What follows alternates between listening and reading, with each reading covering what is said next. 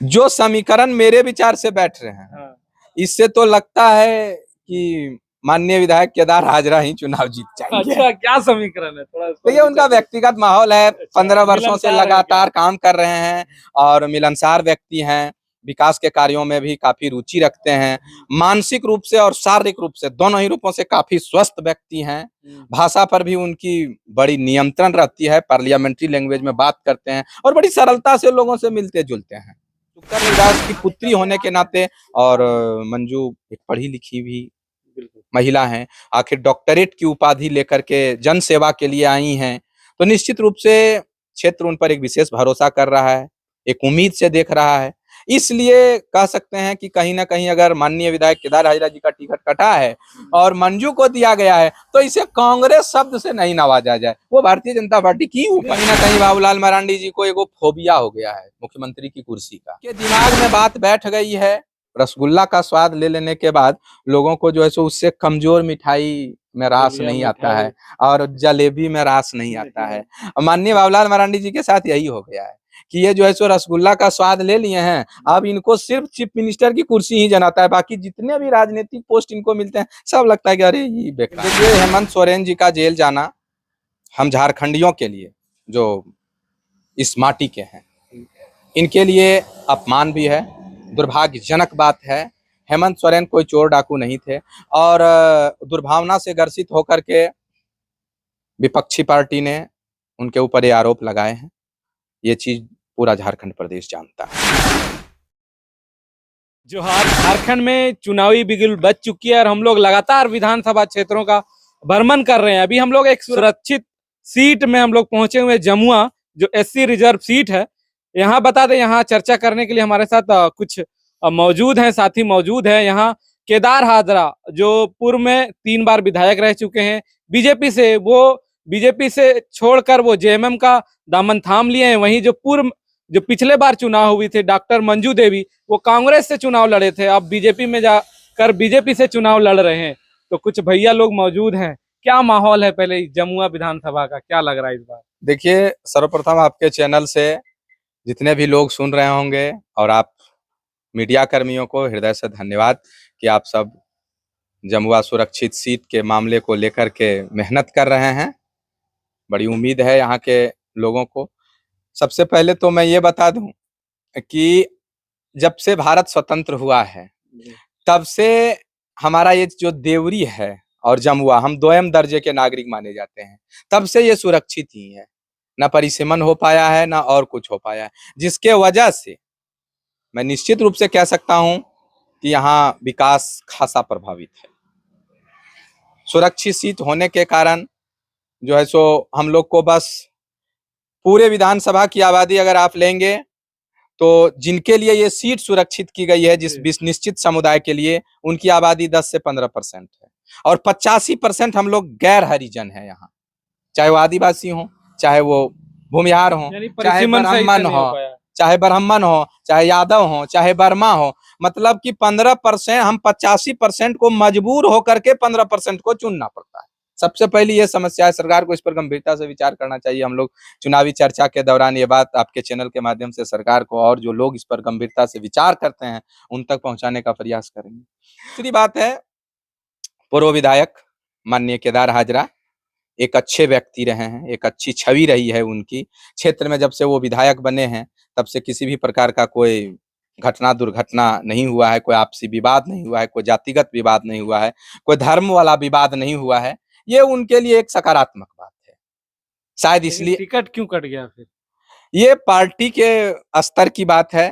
Ticket cut जाना नकारात्मक के रूप में नहीं लेना चाहिए, ना नकारात्मकता के रूप में। चूंकि देखिए भारतीय जनता पार्टी विश्व स्तर की पार्टी है, लोकतंत्रात्मक व्यवस्था में सबसे बड़ी पार्टी कही जाती है। मैं आंकड़ा तो नहीं लगा सकता हूं, लेकिन जो हम लोग सुनते हैं आप मीडिया वाले से और पार्टी के नेताओं से, तो निश्चित रूप से आप चाहेंगे, पार्टी में बहुत सारे लोग हैं, जब बड़ी पार्टी है तो लोग ज्यादा है, इसलिए बड़ी पार्टी है। तो 3-3 बार पार्टी ने इनको मौका दिया, हो सकता है पार्टी का विचार होगा कि अब किसी और को मौका दें, काफी लोग हैं। बिल्कुल बिल्कुल, लेकिन एक तो बात माननीय विधायक जी से हम लोग कहेंगे कि इसको सकारात्मक रूप में लिया जाना चाहिए। एक बात यहाँ ये समझ में आती है अगर कोई बीजेपी के कार्यकर्ता को ही टिकट मिलता तो कोई बात नहीं होती, लेकिन कांग्रेस के जो पूर्व में विधायक के लिए चुनाव लड़ा, उन्हें पार्टी ज्वाइन कर कर टिकट दिलाया गया, तब बात ये देखिए, उठ मैं रही है। आपको सबसे पहले बता देता हूँ डॉक्टर मंजू के विषय में। हम लोग सामाजिक कार्यकर्ता हैं, किसी भी राजनीतिक पार्टी से संबंध नहीं रखते हैं। हम लोग सामाजिक कार्यकर्ता के नाते आपको मैं बता देता हूँ, जानकारी के लिए आपके चैनल के माध्यम से जो सुन रहे हैं वो भी जान लें। केदार हाजरा से सीनियर हैं मंजू कुमारी भारतीय जनता पार्टी में। अच्छा, अब आपको लगेगा कि आप तो उल्टा बात बोल रहे हैं भाई, ये तो कांग्रेस की हैं, लेकिन नहीं। माननीय शुक्कर रविदास जो डॉक्टर मंजू के पिताजी हैं, जी 2 बार विधायक सन रहे। 77 में पहली बार जमुआ विधानसभा से बतौर विधायक चुने गए थे। और वो भी व्यक्ति जो हैं वो ड्राई ऑनेस्ट हैं, ईमानदार हैं। और उस समय जब 90-91 में राम मंदिर आंदोलन चल रहा था, तो इस दक्षिणी बिहार के वो एक अच्छे नेता माने जाते थे राम मंदिर निर्माण के लिए। उन्होंने घर घर घूमा था, हिंदुओं को जागृत किया था, चंदा लिया था और पार्टी के लिए भी काफी काम किए थे। तो यही केदार हाजरा जो है, और फिर 95 में वो यहाँ एक माननीय विधायक हुआ करते थे बलदेव हाजरा। थोड़े वो सनक मिजाजी टाइप के थे, आतंकी व्यक्ति माने जाते थे। हम लोग तो विशेष रूप से नहीं कह सकते हैं, लेकिन लगता था कि काफी आंदोलनकारी व्यक्ति थे। तो उनके आतंक से भी जमुआ विधानसभा को मुक्ति दिलाई थी माननीय शुक्कर रविदास ने। तो ये उनकी बेटी थी। तो पार्टी ने डॉक्टर मंजू पर विशेष विचार न करते हुए भी माननीय शुक्कर रविदास के कार्यों पर विचार किया। लोगों को उनका जो भरोसा था, राम मंदिर के लिए जो उनका आंदोलन रहा क्षेत्र में, तो लोगों को काफी भरोसा रही है। और माननीय शुक्कर रविदास की पुत्री होने के नाते, और मंजू एक पढ़ी लिखी भी महिला हैं, आखिर डॉक्टरेट की उपाधि लेकर के जन सेवा के लिए आई हैं, तो निश्चित रूप से क्षेत्र उन पर एक विशेष भरोसा कर रहा है, एक उम्मीद से देख रहा है। इसलिए कह सकते हैं कि कहीं ना कहीं अगर माननीय विधायक केदार हाजरा जी का टिकट कटा है और मंजू को दिया गया है, तो इसे कांग्रेस शब्द से नहीं नवाजा जाए। वो भारतीय जनता पार्टी की उपज लेकिन है। उससे चुनाव लड़ चुकी हैं तो उसे नवाजा तो जाएगा ही। हाँ, चुनाव लड़ चुकी हैं। अभी हम लोग हालिया 5 बरस के बाद में अगर कहेंगे तो कहें कि मंजू कांग्रेस की हैं, लेकिन मंजू कांग्रेस की नहीं है। उनके रगों क्या में लग रहा भारतीय है इस जनता बार, पार्टी क्या का माहौल दिख रहा है यहाँ पे, क्या समीकरण बैठ रहे हैं यहाँ चुनाव? जो समीकरण मेरे विचार से बैठ रहे हैं, हाँ। इससे तो लगता है कि माननीय विधायक केदार हाजरा ही चुनाव जीत जाएंगे। अच्छा, क्या समीकरण है थोड़ा तो ये उनका व्यक्तिगत माहौल है। 15 वर्षों से मिलनसार है लगातार काम कर रहे हैं और मिलनसार व्यक्ति हैं। विकास के कार्यों में भी काफी रुचि रखते हैं। मानसिक रूप से और शारीरिक रूप से, दोनों ही रूपों से काफी स्वस्थ व्यक्ति हैं। भाषा पर भी उनकी बड़ी नियंत्रण रहती है, पार्लियामेंट्री लैंग्वेज में बात करते हैं और बड़ी सरलता से लोगों से मिलते जुलते हैं। ये सब हम लोग भी ये चाहते उनके हैं। फेवर में जा रहा है। हाँ, फेवर में जा अच्छा, रहा है। लगभग डॉक्टर 15 मन साल रहे वो जमुआ का प्रतिनिधित्व किए हैं, क्या लगा कुछ बेहतर हुआ है जमुआ में? काफी बेहतर हुआ है, कुछ काफी बदलाव बेहतर हुआ है। इस बार जमुआ जेएमएम का भी था, साथ है उनके जमुआ थाना और देवरी थाना को अगर आप देखिएगा तो केदार हाजरा से पहले हजारों केस मामले फरियाद रहते थे। घर गांव के जातिगत समुदायों के, भिन्न भिन्न संप्रदायों के झगड़े होते थे। लेकिन माननीय केदार हाजरा के विधायक बनने के बाद वैसी कोई एफआईआर, वैसा कोई मुद्दा, वैसा कोई मामला थाने परिसर में नहीं देखा जाता है। और सड़क, पुल, पुलिया, ये सब जो आप देख रहे हैं विकास, वो माननीय विधायक जी के कर कमलों से हुआ है। बीजेपी भी, जब वो लगातार 2 बार यहाँ से विधायक रहे, तो बीजेपी भी यहाँ मजबूत तो हुई है। बिल्कुल हुई है, बिल्कुल हुई है। ये बीजेपी के कैडर क्या केदार हाजरा के साथ है क्या? देखिए, जिनका व्यक्तिगत संबंध हाजरा जी से बेहतर है वो हैं उनके साथ, और जो पार्टी के प्रति समर्पित हैं, जो भारतीय जनता पार्टी को ही जानते हैं कि मैं बस पार्टी ने जिनका चुनाव सिलेक्शन करके दिया है, हम भारतीय जनता पार्टी के प्रति अगर अटूट विश्वास रखते हैं तो हम व्यक्ति नहीं पार्टी को देखेंगे। तो वैसी मानसिकता वाले जो कार्यकर्ता हैं वो, यानी पड़ला भारी केदार जी का है यहाँ पे। हम लोग तो जो देख पा रहे हैं वो तो लगता ही है कि माननीय विधायक जी मुकाबला टक्कर का है दोनों। हाँ, मुकाबला पिछली बार भी टक्कर का था, जब डॉक्टर मंजू कांग्रेस से थी तब भी मुकाबला टक्कर। मुख्य तौर पे 2 ही पार्टियां हैं क्या और भी मुख्य तौर पर 2 ही पार्टियां हैं और दोनों एक ही पार्टी है। अच्छा, एक जयराम की पार्टी भी यहाँ चुनाव लड़ रही है, उसका कुछ चर्चा है इधर? नहीं, जयराम जी के पार्टी की चर्चा इधर नहीं है, लेकिन नौजवान जो हैं वो जयराम जी को पसंद करते हैं। झारखंड के ज्वलंत मुद्दों के विषय में बात कर रहे हैं। 1932 को लेकर के झारखंड में बहुत सारे लोग नेता बन गए, बिल्कुल बिल्कुल। लेकिन 32 पर विचार नेता बनने के बाद नहीं किए। लेकिन जयराम जी अगर 32 के मुद्दे को लेकर के नेता बनने जा रहे हैं, वर्तमान जो सरकार थी वो तो विधानसभा से पारित भी देखिए मैं आपको बता देता हूँ, विधानसभा से पारित किया, लेकिन कहता है कि जो पेड़ लगाता है उस पेड़ का 100% दर्द उसी को होता है। अगर हम किसी को लगा रहे हैं, किसी के लिए लड़ रहे हैं, तो उसका जितना दर्द हमको रहेगा मेरे बेटे को नहीं होने जा रहा है। तो कहीं ना कहीं गुरुजी अगर मुख्यमंत्री होते तो 32 के विषय में विशेष रूप से चर्चा करते। और हेमंत जी हैं तो ये केवल करिकुलम पूरा करना चाह रहे हैं, कहीं ना कहीं मजबूती से नहीं है। और बाकी कोर्ट का मामला भी बन जाता है। और भारतीय जनता पार्टी कहीं ना कहीं चाहती है कि 1932 अगर कहीं लागू हो गया तो झारखंड में भारतीय जनता पार्टी का कोई जगह नहीं बच जाएगा। बड़ी बात कर रहे हैं आप। बिल्कुल, चूंकि हाँ बोलिए बोलिए। चूंकि 1932 की जो मांग है, झारखंड प्रदेश का नवनिर्माण जो हुआ था, माननीय अटल बिहारी वाजपेयी ने झारखंड प्रदेश का निर्माण कराया था, वो सिर्फ इसलिए कराया था कि बिहार का एक उपेक्षित इलाका था दक्षिणी बिहार, जिसको हम आज झारखंड कहते हैं। तो कहीं ना कहीं यहाँ के लोग नहीं मजबूती से अपना प्रतिनिधित्व कर पाते थे बिहार विधानसभा में, यहाँ के लोगों को विकास नहीं हो पाता था, पदाधिकारी अधिकारी इधर जो है सो उपेक्षा के नजर से देखते थे। तो आंदोलन तो गुरुजी ने किया, और गुरुजी के नेतृत्व में, विनोद बिहारी महतो के नेतृत्व में, झारखंड सूरजभान बाबू के नेतृत्व में, सूरज मंडल के नेतृत्व में, सरीखे झारखंड के ए.के. राय जो रहे हमारे सांसद धनबाद, इस सब के सीपीआई वाले के नेतृत्व में झारखंड तो अलग हो गया। लेकिन जब तक झारखंड अलग हुआ तब तक ये नेता लोग ही वृद्ध हो गए, जिनके कारण पूरा पूरा लाभ झारखंडियों को। गिरिडीह में कितने विधानसभा क्षेत्र हैं? जैसे यहाँ सटा हुआ धनवार है। गिरिडीह जिला में 6 विधानसभा है ना, गांडे, जमुआ, पगोदर, डुमरी और राजधनवार। राजधनवार का क्या माहौल है? राजधनवार का जो माहौल है वहाँ तो हम विशेष नहीं कह सकते हैं, क्योंकि वहाँ का नॉलेज नहीं है। लेकिन जो आप सब मीडिया के माध्यम से हम लोग उड़ती उड़ते खबर सुन रहे हैं कि बाबूलाल मरांडी वहाँ के पूर्व के विधायक थे, निवर्तमान विधायक हैं, झारखंड प्रदेश के अव्वल दर्जे के नेता भी हैं, प्रदेश के मुखिया भी रहे, विकास उन्होंने अपने समय में किया। लेकिन अब आज जो है उनकी उम्र अगर देखी जाए तो हमको लगता है कि 65-70 के लगभग होगा। लेकिन कहीं ना कहीं बाबूलाल मरांडी जी को एगो फोबिया हो गया है मुख्यमंत्री की कुर्सी का। उनको कोडरमा लोकसभा से अपार जन समर्थन देकर लोगों ने सांसद बनाया। अगर सांसद सत्र की आप रिकॉर्ड देखेंगे तो रिकॉर्ड में ही बिल्कुल नगण्य रहे, उपस्थित ही नहीं हुए, कभी यहाँ के मुद्दे नहीं उठा पाए, जाते ही नहीं थे। इनके दिमाग में बात बैठ गई है। एक बार अगर आप मानिए ना, हम लोग ऐसे बात करें तो रसगुल्ला का स्वाद ले लेने के बाद लोगों को जो है सो उससे कमजोर मिठाई में रास नहीं आता है और जलेबी में रास नहीं आता है। माननीय बाबूलाल मरांडी जी के साथ यही हो गया है कि ये जो है सो रसगुल्ला का स्वाद ले लिए हैं, अब इनको सिर्फ चीफ मिनिस्टर की कुर्सी ही जनाता है, बाकी जितने भी राजनीतिक पोस्ट इनको मिलते हैं सब लगता है कि अरे ये बेकार। मामला तो गंभीर दिख रहा है इस बार। मामला गंभीर दिख रहा है। एक संवेदक है निरंजन राय, जो माने मामले को बाबूलाल जी के अगेंस्ट में लेते जा रहे हैं। उनके पास भी हम लोग जो मीडिया के माध्यम से देख रहे हैं अपार जन समर्थन है, और वो जन समर्थन कहीं ना कहीं बाबूलाल जी का वोट बैंक माना जाता था, बीजेपी का माना जाता था। और इनका गिरह प्रखंड भी है वही धनवार विधानसभा, तो कहीं ना कहीं इनसे व्यक्तिगत संबंध भी लोगों का रहा है।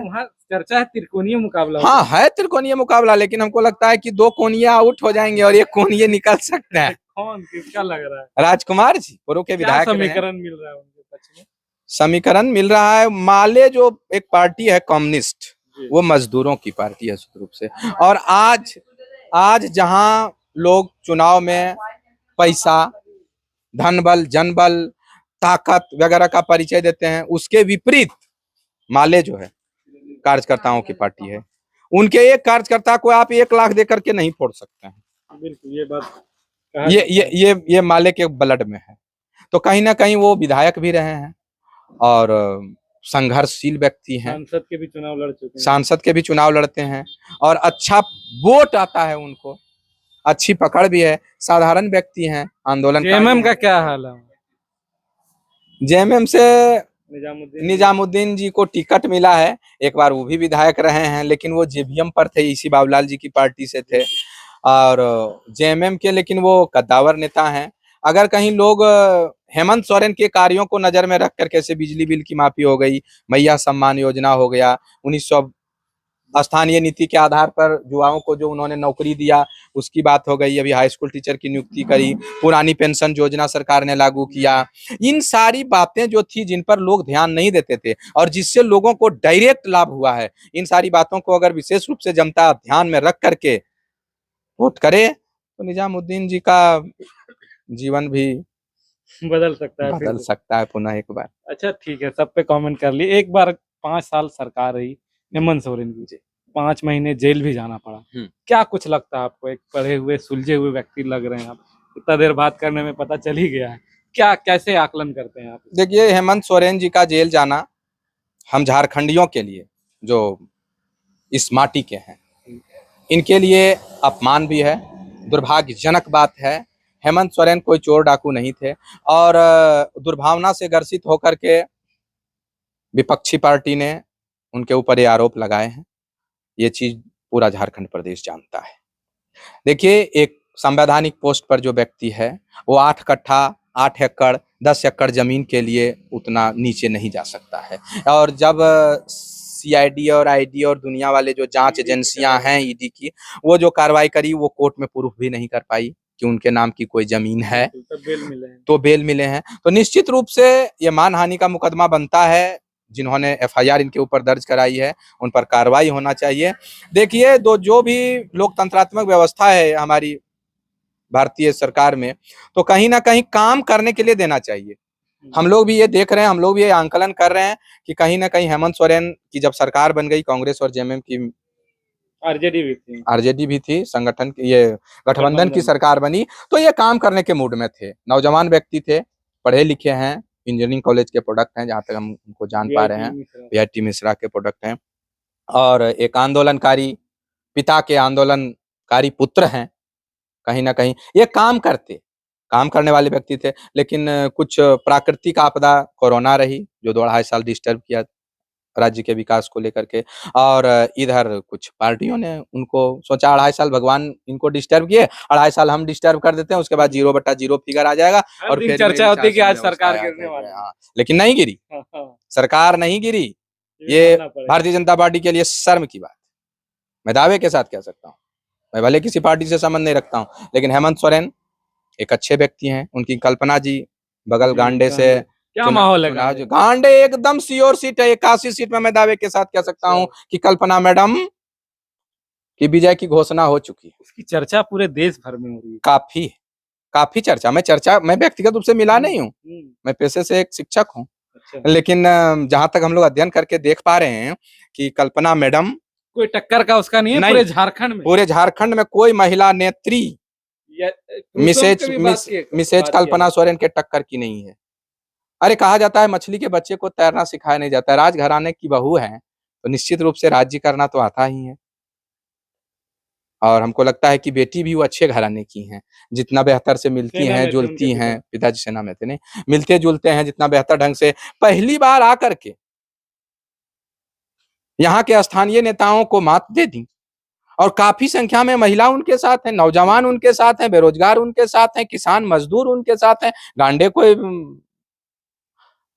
सिटी तो नहीं है, गांव है, मेहनतकश मजदूर लोग हैं। गांडे में वर्मा जी की आबादी काफी है, भूमियारों की भी संख्या है, और काफी लोग आदिवासी संख्या है। सब जो है सो किसी तरह रोजी रोटी हम लोग करते हैं, गिट्टी मिट्टी से लड़के गुजर करते हैं। और वो गिट्टी मिट्टी के बीच में, गिट्टी मिट्टी से लड़ने वाले लोग कभी भी एक कागज के नोट के दीवाने नहीं होते हैं। उन्हें अपने हाथों की इन लकीरों पर भरोसा होता है। उनको अपने कोड़ी, अपने कुदार, अपने खेत, अपने खलिहान पर भरोसा होता है। और खेत खलिहान में आकर के, और आज के डेट में भी भले दुनिया भ्रष्टाचार में डूब चुकी है, लेकिन उसके बाद भी आप आज के यहाँ भारतीय किसानों को नहीं खरीद सकते हैं, भारतीय मजदूरों को नहीं खरीद सकते हैं, भारतीय नारियों को नहीं खरीद सकते हैं। ये सब हमारे भारतीय इतिहास का एक मजबूत बिंदु है। और कल्पना जी, हम मजदूरों के बीच में आके, हम बेरोजगारों के बीच में आकर के, हम किसानों के बीच में आकर के, खेत खलिहानों के बीच में आकर के अगर लोकप्रिय हुई हैं तो निश्चित रूप से वो धन्यवाद के पात्र हैं। मैं उनके उज्जवल राजनीतिक भविष्य की कामना करता हूँ। क्या लग रहा है इस बार किसकी सरकार बनेगी, एनडीए या एनडीए? सरकार एनडीए की ही बननी चाहिए। इंडिया गठबंधन। जी, झारखंड प्रदेश के नव निर्माण के लिए, झारखंड प्रदेश की मजबूती के लिए, झारखंड के युवाओं के लिए गठबंधन की सरकार। लेकिन युवा आरोप लगा रहे हैं कि नौकरी नहीं मिल पाई, देखिए, युवा जो आरोप लगा रहे हैं कि नौकरी नहीं मिल पाई, पेपर लीक हो जा रहा है, हाँ, ये एक बड़ी समस्या है। ये पूरे देश भर में देखा जा पेपर रहा है। लीक होना एक बड़ी दुर्भाग्य की बात है। ऐसा नहीं होना चाहिए। युवाएं, परीक्षार्थी परीक्षा बिल्कुल, सेंटर से निकल नहीं पाते हैं, उसके पहले उनकी पेपरें लीक हो जाती हैं, हम लोग भी सुनते हैं। तो निश्चित रूप से जो परीक्षा में फॉर्म भरने में खर्च हैं, पर आने जाने में खर्च हैं, परेशानी है। जो प्राइवेट नौकरी करते हैं उनके एक दिन के पैसे काट लिए जाते हैं, उनको छुट्टी नहीं दी जाती है। हम तो नौजवानों के बीच में रहते हैं, हमेशा हम अखिल भारतीय विद्यार्थी परिषद के भी कैडर रहे, बाकी और छात्र संगठन में रहे। अब निजी तौर पर देखिए, छात्रों के ही बीच में, जब शिक्षक हैं तो छात्रों के ही बीच में ही हैं, तो कहीं न कहीं छात्रों के दर्द को समझ रहे हैं और मैं भी इस चीज़ को भोग चुका हूँ। तो ये पेपर लीक होना सरकार की विफलता है। कि सिर्फ झारखंड की समस्या नहीं, पूरे देश भर की समस्या है ये पेपर लीक का मामला। और इसमें कहीं न कहीं सब राजनीतिक पार्टियों का ही खेल है। मैं आपको ये भी बताता हूँ, जो मंत्री हैं, जो विधायक हैं, वो सब चाहते हैं कि मेरा भतीजा, मेरा भाई, मेरा साला, मेरी सरहद, मेरी बहन, मेरे लोग वहाँ, और उन्हीं के फेर में ही गड़बड़ेशन होता है। ऐसे ही से सब गड़बड़ियाँ नहीं होती। तो अगर राजनीति कर, देखिए मैं आपको बताता हूँ, हमारे यहाँ एक पूर्व मुखिया थे, मैं बैठा करता था उनके पास कभी-कभी। वो कहते थे कि राजनीति जो है बाबू, वो धर्म है।